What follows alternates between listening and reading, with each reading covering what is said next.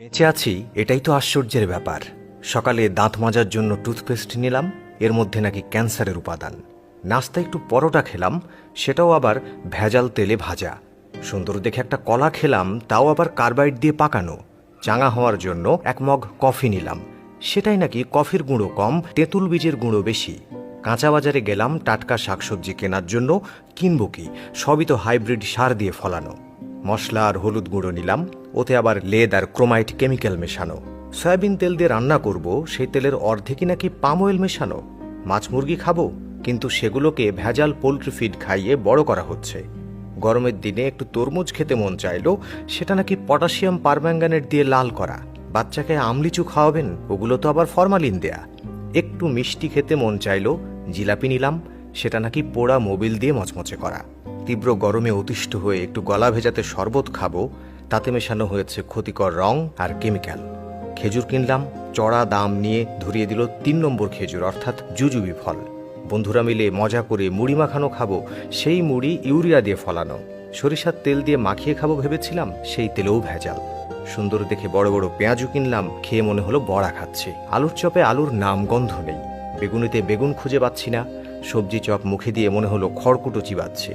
প্রোটিনের জন্য গরম দুধ খাওয়া দরকার, কিন্তু গাভীর পিটুইটারি গ্রন্থিতে ইঞ্জেকশন দিয়ে নাকি অতিরিক্ত দুধ দোহানো হয়, তারপর আবার মেশানো হয় 1 বালতি পানি। এত ভেজাল খাওয়ার পর 2-1টা ওষুধ না খেলে তো শরীর টিকবে না, কিন্তু ওষুধ যে খাবো, বেশিরভাগ ওষুধ খেলেই হয় সাইড ইফেক্ট, বাকিগুলো শরীরে কাজই করে না। ওষুধ খাচ্ছি নাকি স্বাদবিহীন কাশির ট্যাবলেট খাচ্ছি, সেটাও একটা সন্দেহ। ভেজাল খেয়ে পেট ভরিয়ে বসে বসে ভাবছি, এ পর্যন্ত বেঁচে আছে কিভাবে।